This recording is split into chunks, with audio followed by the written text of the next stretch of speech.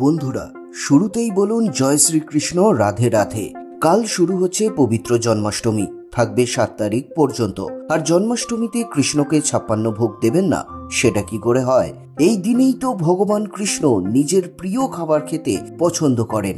তাই কৃষ্ণের চরণে ঠাঁই পাবার জন্য, ভগবানের আশীর্বাদ পাবার জন্য শুভ জন্মাষ্টমীর দিন প্রভুকে নানা পদ রান্না করে দেওয়া হয়।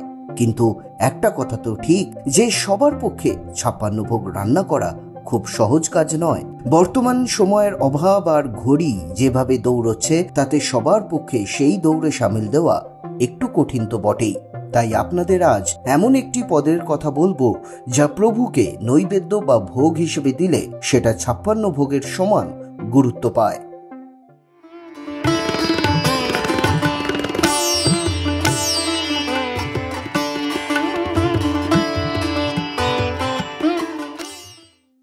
জন্মাষ্টমী আমাদের হিন্দু ধর্মের জন্য অত্যন্ত পবিত্র একটা দিন।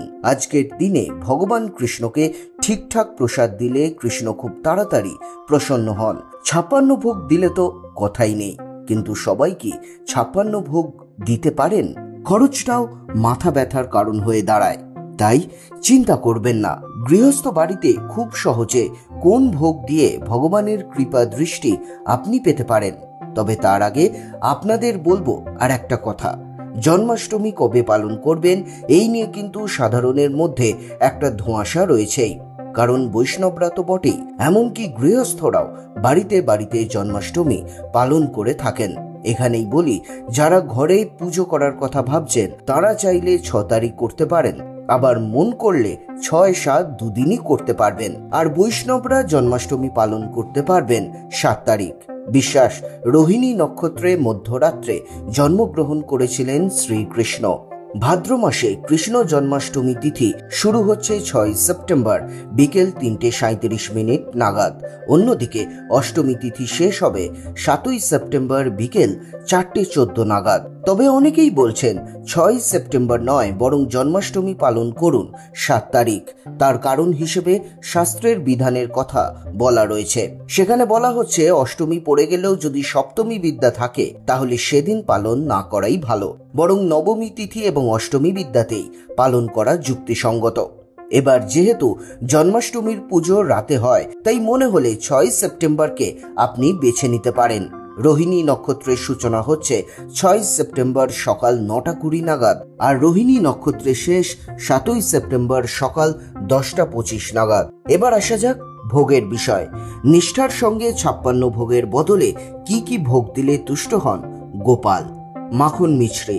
গোপালের মাখন প্রীতি কারুরই অজানা নয়, তাই জন্মদিনে গোপালের মুখে মাখন দিতেই হবে। খাঁটি দুধের তৈরি মাখনের সঙ্গে মিছরি মিশিয়ে দিতে পারেন মাখন মিছরি। নাড়ু। নাড়ু ছাড়া জন্মাষ্টমীর ভোগ তো অসম্পূর্ণই। আর কৃষ্ণ এমনি নাড়ু ভক্ত, তাই না কৃষ্ণকে নাড়ু গোপাল ডাকা হয়। সুতরাং প্রসাদে নাড়ু রাখুন অবশ্যই। তালের বড়া। তালের বড়া খেয়ে নন্দ নাচিতে লাগিল। কৃষ্ণের জন্মের সময় তাল সব থেকে ভালো পাকে, সুতরাং জন্মাষ্টমীর প্রসাদে তালের বড়া কিন্তু দেবেনই। ক্ষীর। গোপাল যেমন ননী ভক্ত, তেমনি আবার ক্ষীর প্রীতি তার কম নয়, সুতরাং ক্ষীরের পায়েস গোপালের জন্য রাখতেই হবে।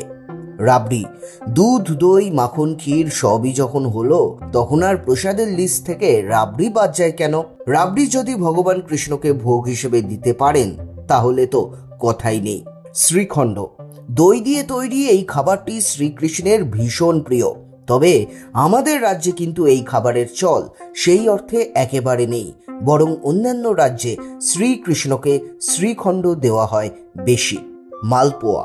শ্রীকৃষ্ণের অন্যতম প্রিয় খাবার এটি। জন্মাষ্টমীর পুজো করবেন, এদিকে প্রসাদে মালপোয়া রাখবেন না, সেটা কি করে হয়? গোপাল যে রেগে যাবে। মোহনভোগ। খাঁটি ঘিয়ে ভাজা সুজির হালুয়া, তারই এমন বাহারি নাম মোহনভোগ। শ্রীকৃষ্ণের খুব প্রিয় খাবার কিন্তু। মালাই। কৃষ্ণের অন্যতম প্রিয় একটি খাবার হলো মালাই। এটা না থাকলে জন্মাষ্টমীর প্রসাদের লিস্ট কেমন যেন ফাঁকা ফাঁকা থাকে। গোপাল কলা। নারকেল কোড়ার সঙ্গে ভালো করে ভিজিয়ে রাখুন চাল এবং ফল, তারপর সেটাই ভোগ হিসেবে নিবেদন করুন শ্রীকৃষ্ণের চরণে।